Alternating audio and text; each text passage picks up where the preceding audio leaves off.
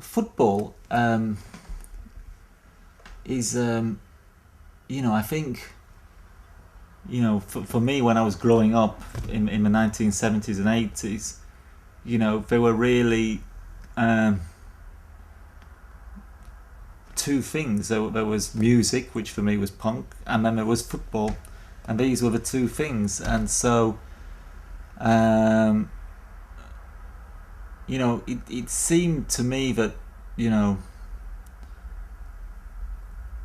particularly say growing up in West Yorkshire in the 70s and 80s, that Leeds United were very much part of the fabric of the society, of the culture. They were just so much part of it that I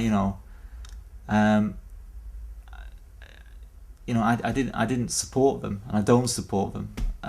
But there was no escaping Leeds United. They just cast this kind of shadow over the place, and I was quite I thought there was something. Maybe there was a story there. I support a very small team called Huddersfield Town. My grandfather supported them, and my father supported them, and so I supported them. When my grandfather was a teenager, and in his early 20s, they were the best team in England. They won the championship in the 1920s. They won the championship 3 years running. They won the FA Cup. They were a great team.